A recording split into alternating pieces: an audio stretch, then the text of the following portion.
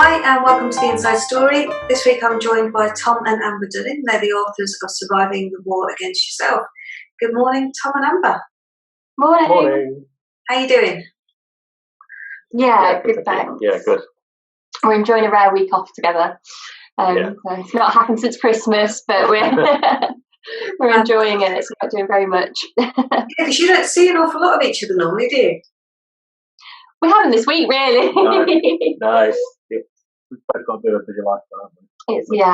But, I think it's with my shift pattern and Amber's shift patterns, it's very, very rare that stars align, as it were. Yeah, Mind you, that's definitely a thing in our house. Yeah. Does that mean you don't have a chance to fall out with each other? Yes. We rarely argue. It's brilliant. I think just times we'd normally argue, one of us is at work, and it's very rare that we argue. How did you find lockdown? Were both of you off, or were you still working? We're both working. Yeah. I had a bit of time where I was working from home.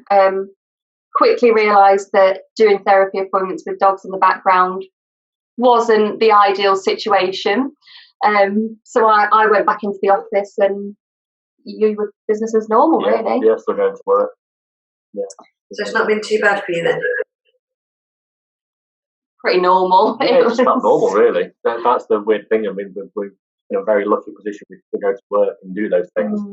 So yeah, it just felt normal, really. Yeah, I don't think it would have survived being locked down fully. Yeah, I imagine that was quite a relief for you, Tom, because having been sort of cooped up in the house for 24/7, I don't imagine would have settled too well with you. Yeah, and like I said in the past, is that what I've encountered through my mental health when I was not able to leave the house for my own mental health issues, my anxieties. Yeah. In some respects, it's trained me for now. So when people have asked, how have you dealt with, only going outside for an hour for a run or things like that, it's been really, for me, it's felt alien to say, it's felt normal, because I've trained it, if that makes sense. Yeah. It's a really bizarre thing.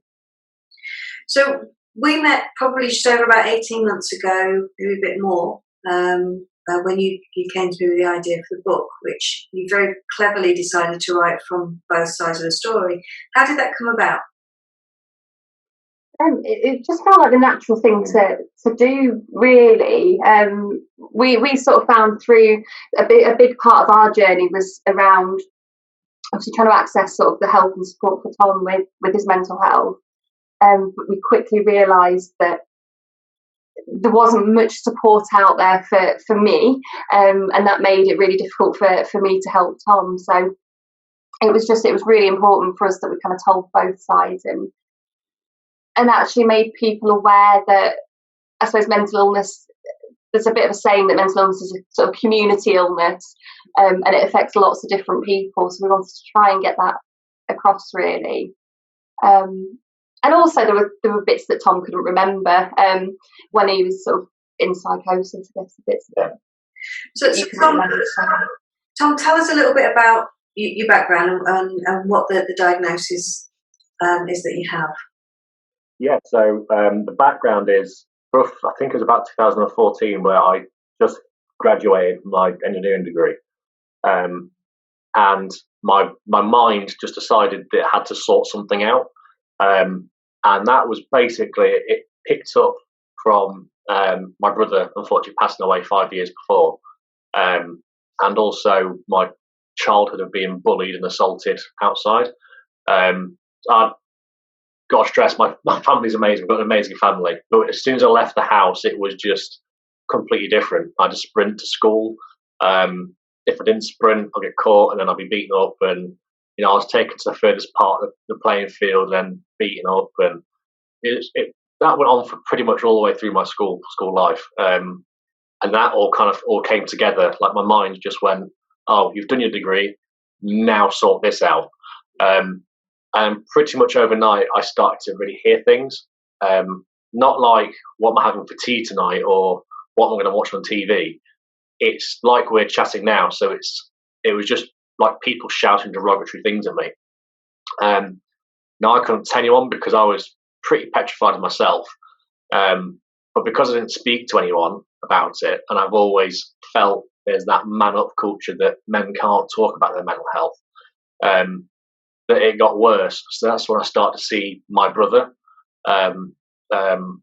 Unfortunately, every corner of the room that I would run into to get away from it, I'd enter complete psychosis where I'd lose control. I wouldn't, although I'd be there physically, I wouldn't be there personally, as in my mindset. And that went on for about 2 or 3 years, pretty much every time leading up to me trying to take my own life. Unfortunately, quite often I'd end up in A&E twice in one night, through various different means of my own.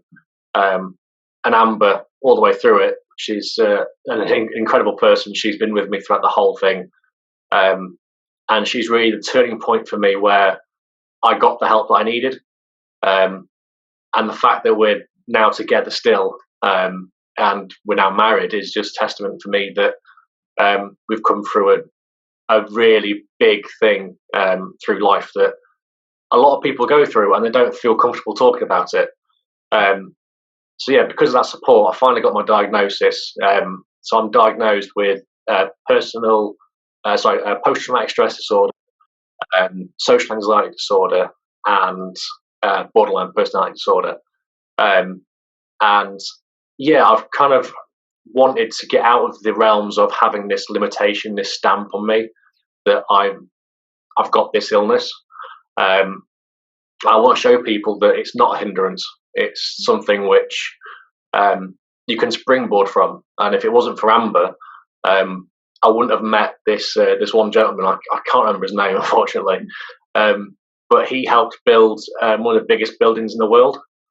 And he's got the same diagnosis that I have. And because of that, that's what made me feel like, this isn't a hindrance anymore. So that's what made us come together and have these plans of me going out for a run, for example, starting our own little podcast that lasted about a year, and other things we're doing now in regards to charity work and stuff. And it's been a real big journey, a big learning curve, hasn't it? Real big. Definitely. I think we wouldn't have done half of that without, it sounds really awful, without your mental illness. It's opened up a lot of doors for us, and I think coming through the other side of it, we probably would just be doing a normal 9 till 5 every day. You were very young when you got together, and then you've established a relationship quite quickly, but you sort of you met, fell in love almost straight away, and were inseparable. But the issues sort of started to happen very, very soon into the relationship. Tom, I think you were already having the problems when you got together with Amber. Was that right? Or was it just slightly after? Yeah, it was. I was starting to really encounter some things before I graduated, before it really started to take a grip of my life. It was pretty much after we met and after I graduated where things took a real negative downward spiral. And that's not because of Amber. It was just timing that it just happened. And yeah, it's been a really hard thing to go through, isn't it? It's actually so young. Because we were still probably quite, I was 18 when we met, and you were 21. 21, yeah. We're still quite immature. Like both of us were still quite. There were definitely a lot more arguments then than there are now, and I think that was hard doing all of that so young.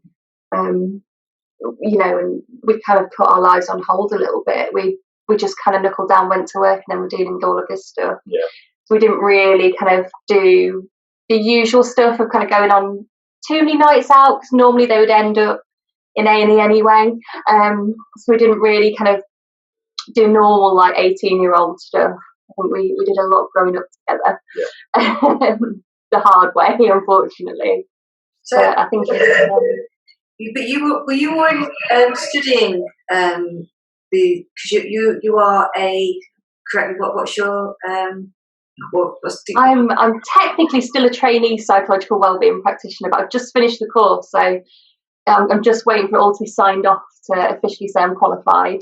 But I'd kind of, so when we first met, I was in a weird transitionary period where I went through like 3 different uni courses in the space of 6 months. I really wasn't quite sure what I wanted to do, and I was just kind of like working in retail. But I think within the first like 6 months of us getting together, I started working at the college doing kind of well-being stuff.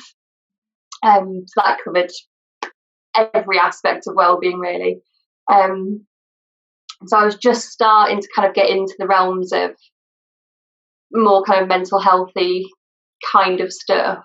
But it had always been something that I'd been interested in, and always something that I'd kind of gone away and read about and like sort of learning about. So I got kind of first hand experience. You go from the front line, didn't you, for straight up? So yeah. So in the book, so we talked about what happened to Tom when you were growing up and how it felt for you going through it. But then, just as importantly, we looked at it from your side, Amber, as to the issues that you came across. A lot of those being that people wouldn't talk to you, and you were trying desperately to help Tom and help Tom get the help he needed, but you were shut out. Yeah, and I think some of it was understandable. I'm fully aware of kind of the limits of confidentiality and everything like that, and throughout everything that Tom went through, he always had capacity to make those decisions about what he wanted me to know. So I think there was an aspect of Tom not wanting me to know certain things, and there was an aspect of just people not talking to me and not asking what I was seeing, because Tom was really, really good at making things sound better than they were. So if we ended up in A&E, more often than not, I think you would tell them that you were feeling a bit better and that things had calmed down and you could go home and that you'd be safe. And obviously, people believe what's put in front of them. But through not talking to me, they kind of didn't get the other side of, actually, I knew that wasn't going to be the case. I'd seen what happened when we went home, and actually I was, at quite a few points through, I was really struggling, and there were times where I probably sounds really awful, didn't want to take him home, because I needed a good night's sleep and I just needed a bit of a break from it all as well. I mean, we're both really, really sort of fortunate that Tom never sort of ended up in hospital, and we kind of managed it at home. But I think just not having anyone who really talked about the carer side, who really talks about the impact on families, and it comes with a lot of guilt, it comes with a lot of kind of shame that you're not helping someone that you really, really care about. And it made it really difficult for me to reach out and ask for help when I was needing it. So it was all just kind of 18, 19-year-old me trying to do what felt like the job of 5, 6, 7 other people, to help him, really. It was, that side of things was tough, really tough. So it came to a bit of a head. Tom, you tried to take your own life, and at that point, I think, Amber, you'd sort of got to the stage where, I genuinely need more help. And you sought out, was it a group you found that you could go and talk to, that you then dragged Tom along to?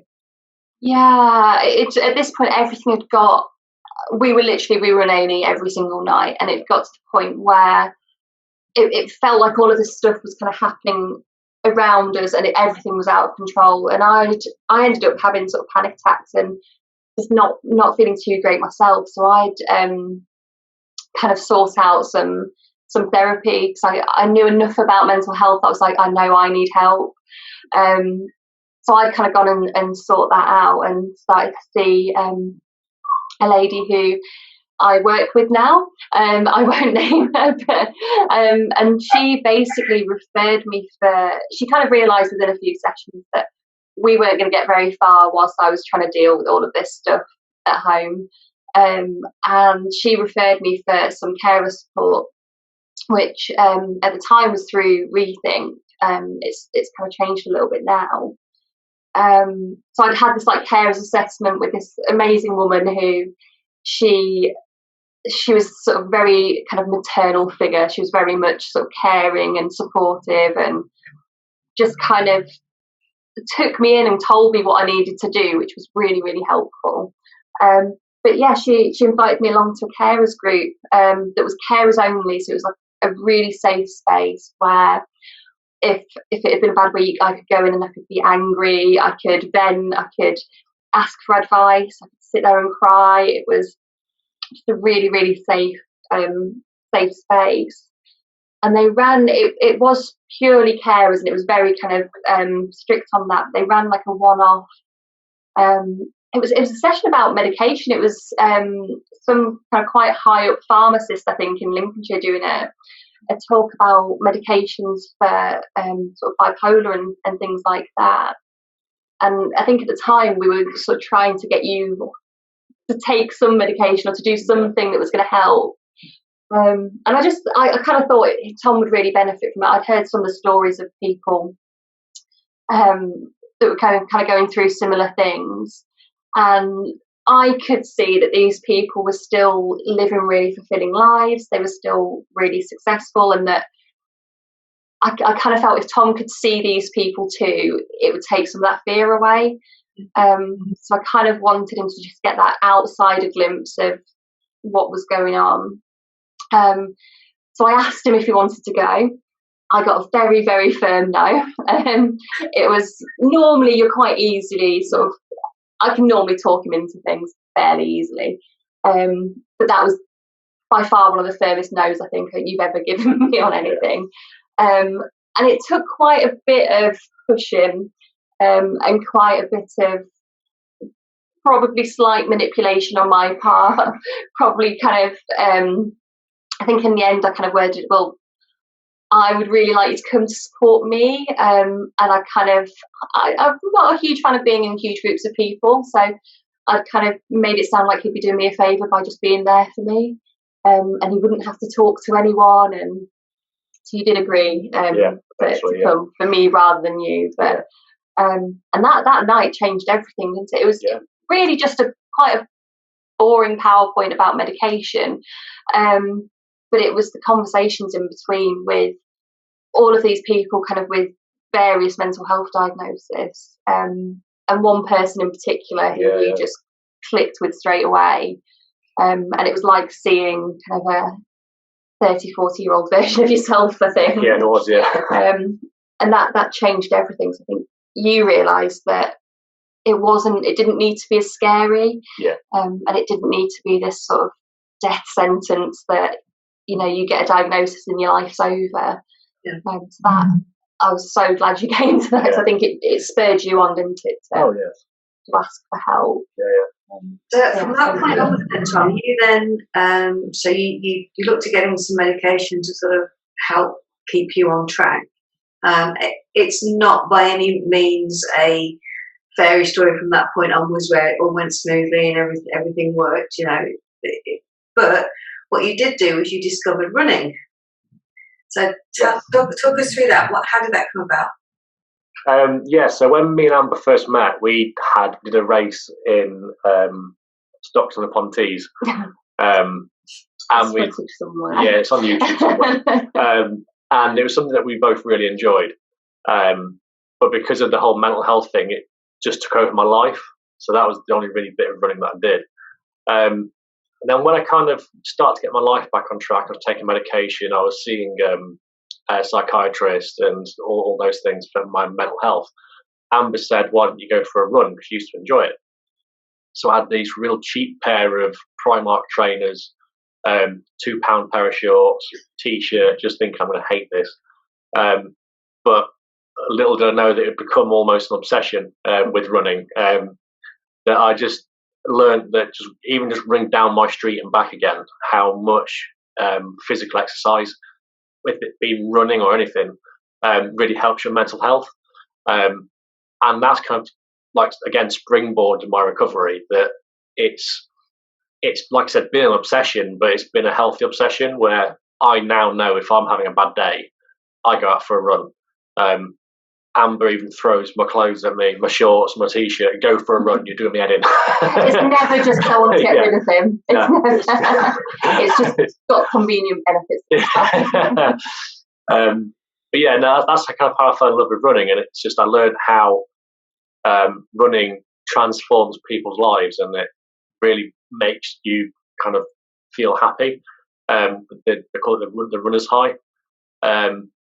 And yeah, from then on, it's just that's spurred me along for everything else I do. It's just kind of like that is the platform that I've made myself on Instagram and Facebook.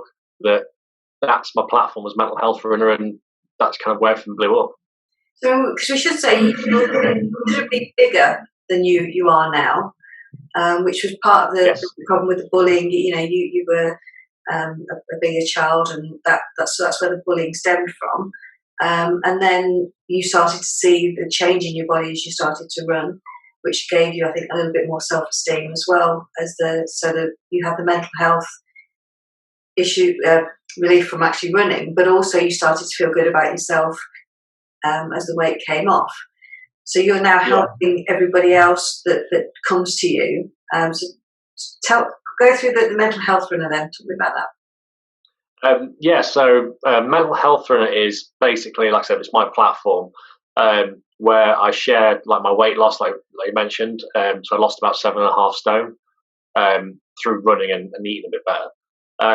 It's also a platform where I shared all my stories and all my little things of what happened in my mental health, and still to this day, when I have what we call blips in my mental health, that I can just it's a way that I can vent my frustration with mental health or my own mental health, but also in a way to help people who can read it and kind of associate themselves and go, look, I'm not alone.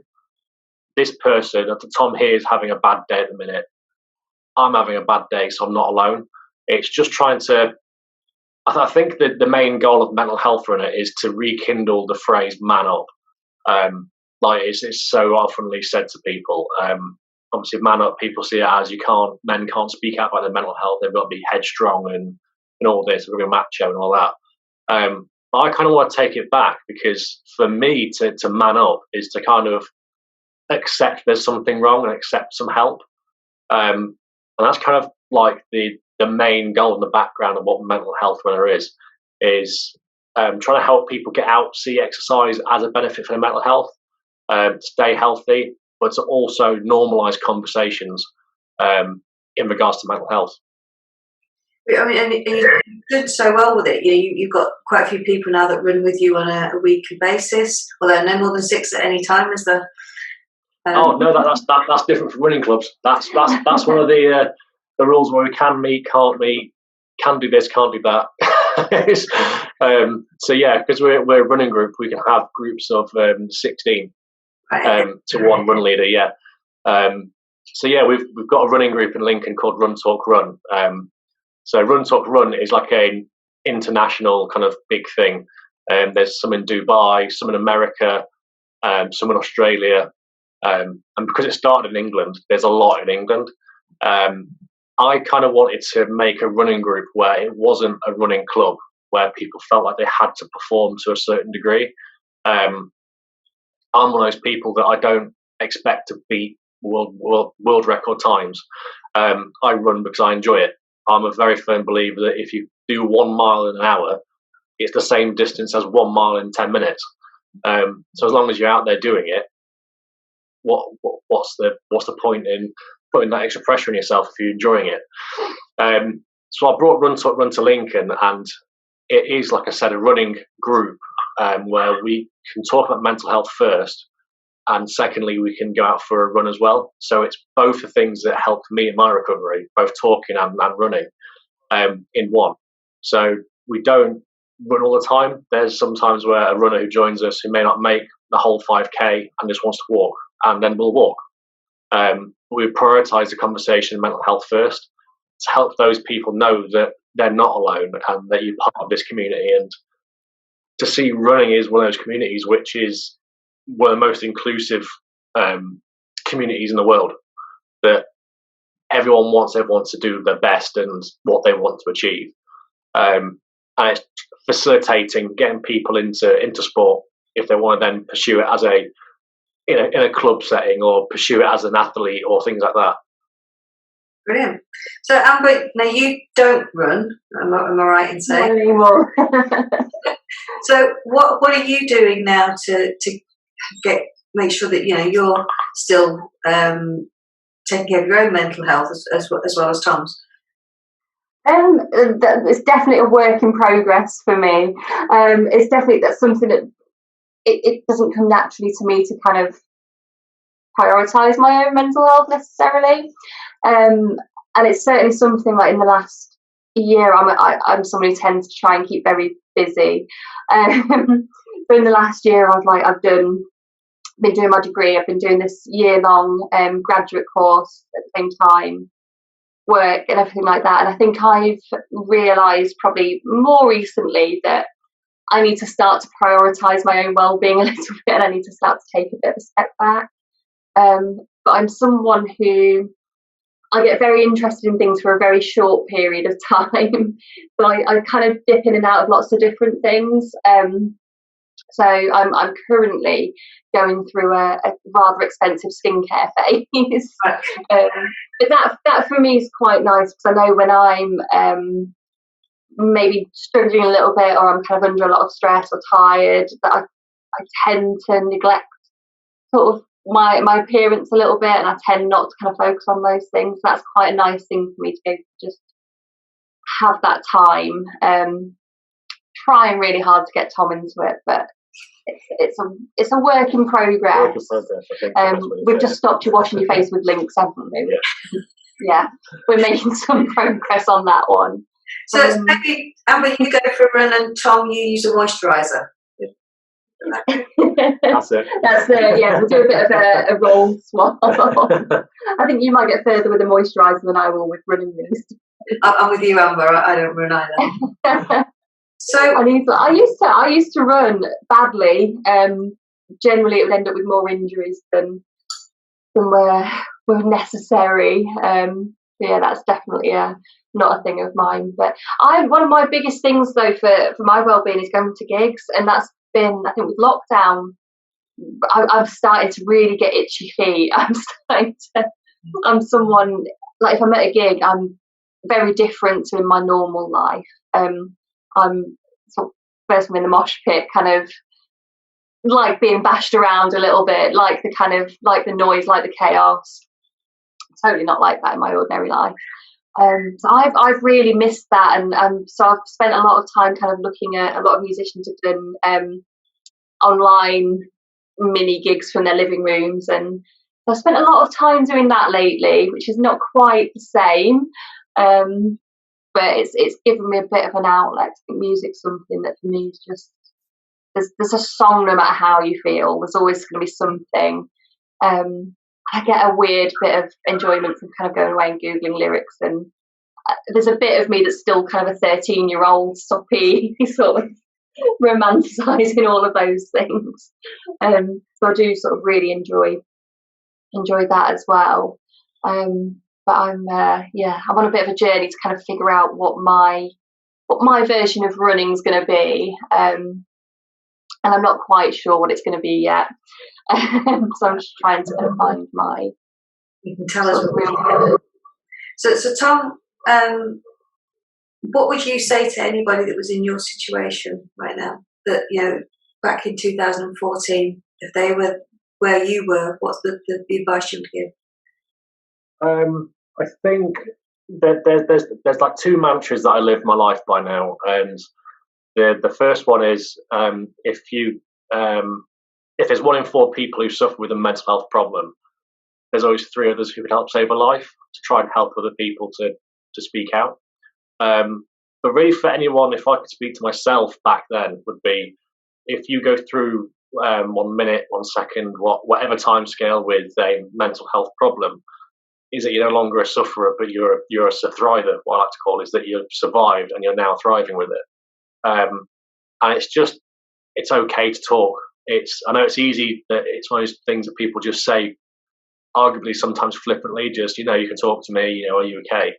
But it is okay to talk. It really is. It's just having that realization that it is okay.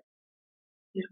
So I mean, yeah, we can say you are working full time. You've got a career that you do, but you do still have blips. It's not, every day isn't okay. And you've now learned the tools to deal with that. And what would you again say there? What would you take away from it all? If the one thing I would take away is, and I tell this to other people who have spoke to me through Instagram, is that it does get better, even though in the darkest days when you feel like it won't, and you might attempt to take your life, for example, like I did. But it really does get better, and at the end of it, because like I said, 1 in 4 people suffer with a mental health problem. You're going to have one hell of a story to tell at the end of it, and we're just incredibly lucky that you've helped tell ours. Really, it's been brilliant. For me, the book is just so powerful. It's raw, it's brutal. It's not an easy read, but my goodness, is it a helpful one and an eye opener. And I think, Amber, again, I'll ask the same question of you. What would you say to a young girl that's 18 with a partner in a similar situation? I think the biggest, and it's probably the biggest lesson I learned, is that it's okay to ask for help for you too. I think certainly from my experience and a lot of carers that I've spoken to, and there are far more out there than I ever realised there were. So I think that idea of not being alone is an important one, but I think a lot of us probably feel that we're somehow guilty, sort of selfish, or that we're somehow kind of, taking away the sort of spotlight if we ask for help for ourselves, or that we're failing people by asking for help or saying that we can't cope. And I think one of the biggest things for me is to let people know that that's not the case, that looking after someone with a mental health problem is hard. Even professionally, it's emotionally draining, if nothing else. And having that be your kind of life as well, and living that kind of 24/7, it's exhausting, and it's absolutely okay to say that you're finding it difficult to ask for help. And there is some really, really good help out there through kind of, whether it's sort of like Carers First support, or whether it's there's quite a few support groups and different sort of pockets of help out there. And I think it's just acknowledging that you can't do it alone. It is a bit of a team effort to try and support someone with a mental health problem.